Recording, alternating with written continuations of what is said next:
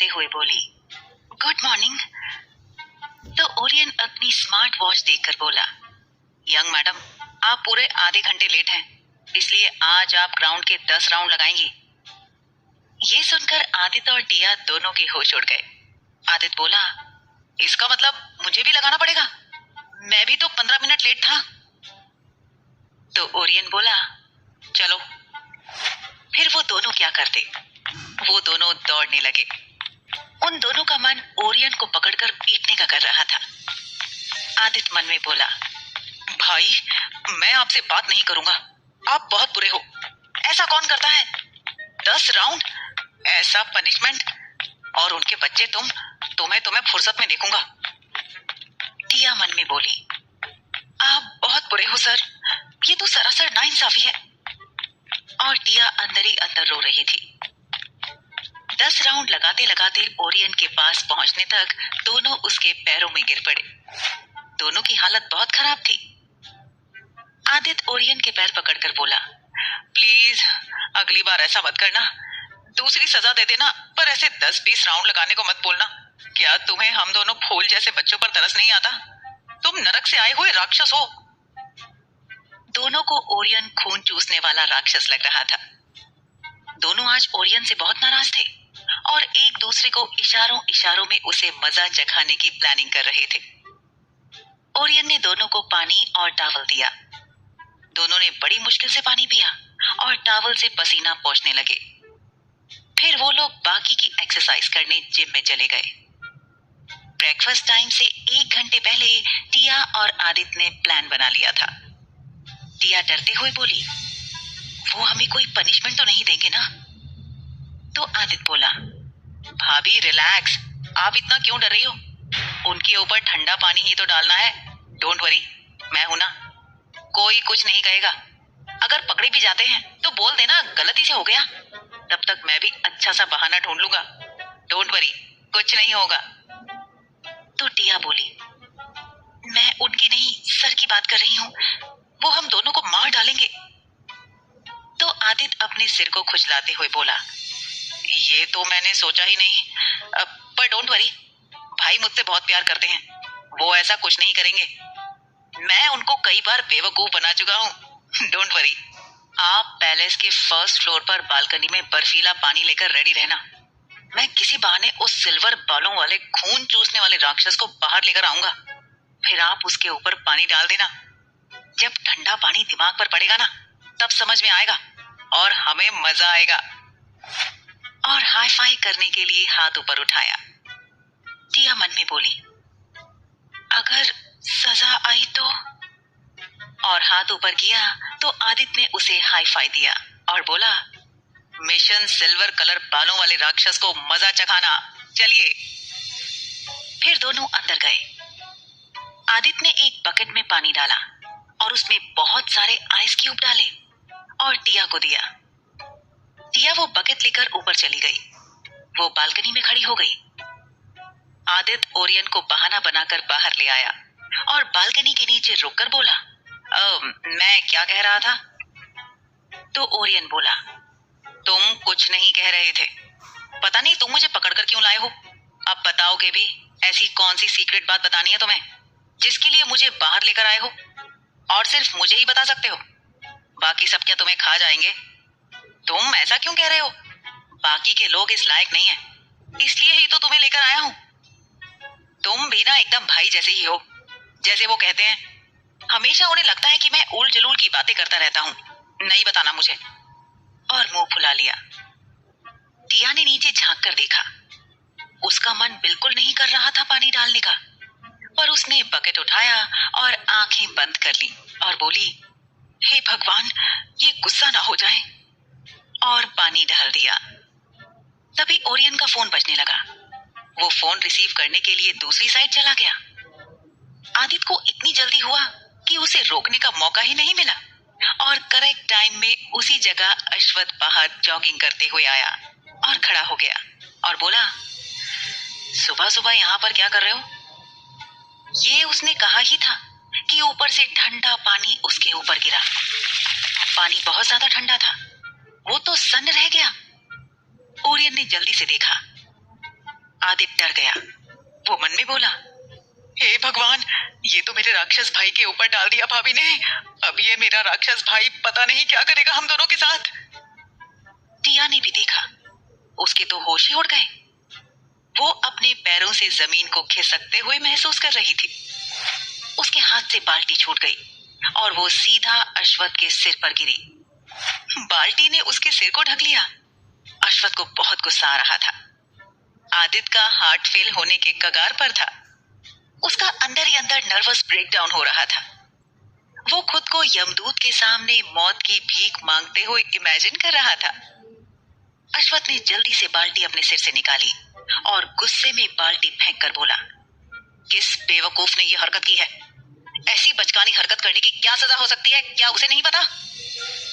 और ऊपर देखा, उसकी छोटी गिलहरी डर से कांपते हुए खड़ी थी। ऐसा लग रहा था कि वो डर के मारे मर ही जाएगी। अश्वत्थ उसे अपनी जानलेवा नजरों से देखने लगा, जिससे टिया डर गई। उसके पैर लड़खड़ाने लगे। अगर बालकनी के डेक पर रेलिंग नहीं होती तो पक्का वो तो इतनी ऊपर से गिरकर मर ही जाती। कुछ देर बाद आदित्य और टिया सिर झुकाकर खड़े थे। अश्वत्थ दोनों के सामने सोफे पर बैठा उन्हें घूर रहा था। सब लोग अपनी अपनी जगह पर बैठे हुए थे और टिया और आदित्य के लिए उन्हें बुरा भी लग रहा था। अश्वत्थ बोला, तो तुम दोनों नमूने ओरियन के ऊपर पानी डालना चाहते थे। उसने ऐसा क्या किया जो ऐसा करना चाहते थे? दोनों ने कुछ नहीं कहा, क्योंकि उन्हें पता था अश्वत्थ आज उन दोनों की जान लेकर ही छोड़ेगा। ओरियन हिम्मत करते हुए बोला, बॉस जाने दीजिए ना, बस मजाक ही तो कर रहे थे और बस पानी ही तो डालना चाहते थे। तो अश्वत्थ ने उसे घूर कर देखा तो ओरियन चुप हो गया और अपना सिर झुका लिया। अश्वत्थ बोला, मुझे फर्क नहीं पड़ता ये मजाक था या इन दोनों का प्लान किया हुआ था। पनिशमेंट तो इन्हें मिलकर रहेगी और पनिशमेंट ये है कि आज ये दोनों दिन भर और रात भर भूखे रहेंगे। खाना नहीं मिलेगा और ऊपर से गार्डन का सारा काम करना होगा। ये सुनकर दोनों ने सिर उठाकर अश्वत्थ को देखा, जो उन्हें जान से मार देने वाले लुक में देख रहा था। ऐसा कम ही होता था कि अश्वत्थ मुस्कुराता था। उसका मुस्कुराता हुआ फेस देखने के लिए तपस्या करनी पड़ती थी। तभी आदित्य बोला, गार्डन का काम करना तो ठीक है, लेकिन इससे खाने का क्या मतलब? हम बिना खाए पिए कैसे काम कर सकते हैं? ये तो गलत है। तो अश्वत्थ बोला, तो किसी के ऊपर पानी डालना भी गलत है। मुझे कुछ नहीं पता, ये तुम दोनों की पनिशमेंट है और तुम सब भी ध्यान से सुनो। अगर किसी ने इनकी हेल्प करने की सोची तो इनकी खैर नहीं, और तुम लोगों की भी। ये दोनों कोई बच्चे नहीं है, समझे? सबने हाँ में सिर हिलाया और दोनों को देखने लगे। आदित्य ने मुंह बना लिया था, वो नाराज हो गया था। वहीं टिया का भी मुंह लटक गया था। दोनों चुपचाप गार्डन में चले गए। गार्डन का सारा काम उन्हें करना था। बहुत सारे नए पौधे लाए गए थे, उन्हें लगाना था। फिर घास भी काटनी थी और पौधों को पानी भी देना था, और तो और पौधों की छटाई भी करनी थी। दोनों एक दूसरे को निराशा से देखने लगे। आदित्य गिल्टी फील करते हुए बोला, आई एम सॉरी भाभी, मेरी वजह से ये सब हो गया। मुझे क्या पता था मेरा राक्षस भाई आ जाएगा। अगर वो नहीं आते हम ओरियन को सॉरी बोलकर मामला निपटा देते, लेकिन ये मेरा राक्षस भाई था जो कुछ ज्यादा ही स्मार्ट है। और घास में बैठ गया। वो एक जिद्दी बच्चे की तरह लग रहा था। टिया बोली, मैं तो बिना खाए पिए ही काम कर लूंगी, लेकिन आप तो खाना खाए बिना कैसे रह पाएंगे? अब क्या कर सकते हैं? फिर दोनों पहले घास काटने का काम करने लगे। आदित्य और टिया दोनों घास काटने की मशीन से घास काटने लगे। टिया ने गलती से उस मशीन का स्पीड ज्यादा करने वाला बटन ही दबा दिया था और उसे पकड़ा ही था कि मशीन तेजी से चलने लगी, और उसके साथ ही टिया भी। उसे कुछ समझ नहीं आ रहा था। वो डरकर चिल्लाने लगी, ये क्या हो रहा है? क्या मैं मरने वाली हूँ? मैं इतनी जल्दी मरना नहीं चाहती, प्लीज कोई बचाओ। आवाज सुनकर आदित्य ने देखा, उसके तो होश ही उड़ गए। वो बोला, भाभी, और अपना मशीन बंद कर दिया और उसके पीछे भागा। उस गार्डन में एक तालाब भी था। मशीन को कंट्रोल करना टिया को नहीं आता था। टिया आदित्य से बहुत आगे थी। आदित्य बताता भी तो नहीं सुन पाती। मशीन की आवाज से पर एक काम अच्छे से हो रहा था, घास कटाई। बहुत देर बाद मशीन गार्डन में एक जगह पत्थर था, उससे टकराई और टिया, जो बहुत दुबली पतली थी, वो अचानक मशीन से टकरा जाने से उसका हाथ छूट गया और वो कुछ मीटर उड़ते हुए तालाब में जा गिरी। आदित्य आंखें फाड़े ये सब देख रहा था। वो काफी थक चुका था। जब उसने टिया को हवा में कुछ मीटर उड़ते हुए तालाब में गिरते हुए देखा, एक पल के लिए तो उसे ऐसा लगा जैसे किसी मूवी का सीन देख रहा हो। फिर उसे याद आया कि उसकी भाभी पानी में गिर गई है। टिया को तैरना बिल्कुल नहीं आता था और उसे डर भी लगता था, क्योंकि बचपन में उसे लिप्सा ने, जब वो घूमने गए थे, तब एक तालाब में धक्का दे दिया था और वो मरते मरते बची थी। उसे ऐसी जगहों के पानी से, यहाँ तक कि स्विमिंग पूल से भी डर लगता था। उसे ऐसा लगता था जैसे वो मर ही जाएगी। टिया पानी के अंदर डूब रही थी। आदित्य जल्दी से तालाब में कूद पड़ा और उसे बाहर निकाला। टिया बेहोश हो गई थी। आदित्य ने उसके पेट से पानी निकालने के लिए उसे पीछे पलटा और पीठ पर दबाव डालने लगा। कुछ देर में टिया के मुंह से पानी बाहर निकलने लगा और वो खांसते हुए होश में आई। आदित्य ने उसे सीधा किया और क्यूरियस होते हुए बोला, भाभी, आप ठीक तो हो ना? तो टिया ने हाँ में सिर हिलाया।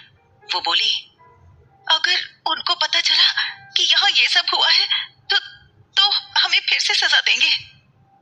तो आदित्य बोला, डोंट वरी भाभी, उन्हें पता नहीं चलेगा। पर आप ठीक तो है ना? हाँ, चलिए अंदर। तो टिया ना में सिर हिलाते हुए बोली, नहीं, सर और पनिश करेंगे।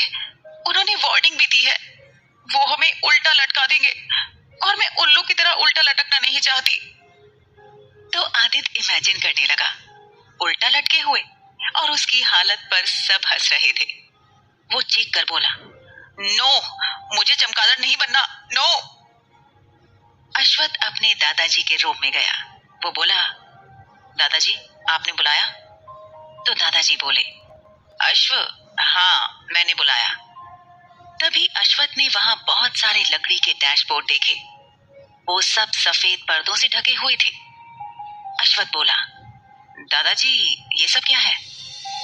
तो दादाजी हंसते हुए बोले, अरे बेटा, इसी काम के लिए बुलाया है। तुम्हारी बीवी ने पेंटिंग्स बनाई हैं। मुझे तो विश्वास नहीं होता वो इतनी टैलेंटेड आर्टिस्ट है। मैंने इसलिए बुलाया है ताकि तुम ये सारी पेंटिंग्स अपनी पसंद से फ्रेम करवा लो। मैं सब पेंटिंग को अपने कमरे में लगवाना चाहता हूँ। अश्वत्थ बोला, पर उसने कब बनाया? तो दादाजी बोले, जब तुम नहीं थे तो उसने ये किया। मैं ऐसे ही प्रैक्टिस कर रहा था, मुझे देखकर उसने भी अपनी इच्छा जाहिर की। मैं तो हैरान था कि वो पेंटिंग बिल्कुल तुम्हारी माँ की फ्रेंड उज्जवल की तरह बनाती है। तो अश्वत्थ मन में बोला, आखिर माँ का टैलेंट बेटी में भी है। चलो देखते हैं छोटी गिलहरी ने क्या क्या बनाया है। और वो सारे पर्दे हटाकर देखने लगा। उसमें सबकी तस्वीरें थी। टिया ने दादाजी की तस्वीर बनाई थी। तस्वीर को देखकर लगता था जैसे अभी जी उठेगी। वो एकदम असली लग रही थी। अश्वत्थ खुद हैरान था। एक एक करके पर्दे उठाकर देखने लगा। उसमें उसके सारे फ्रेंड, उसके भाई, सबकी पेंटिंग थे। यहाँ तक कि उसके सर्वेंट के भी पेंटिंग बनाए गए थे। उसने सारी पेंटिंग्स देख ली। उसे अपनी पेंटिंग्स एक भी नहीं दिखी। वो एक बार फिर देखने लगा और मन में बोला, सबकी पेंटिंग्स बनाई है, बस मेरी ही नहीं बनाई। तुम्हें तो बाद में देख लूंगा छोटी गिलहरी। तभी दादाजी बोले, तुम भी हैरान हो गए ना? तो अश्वत्थ ने हाँ में सिर हिलाया।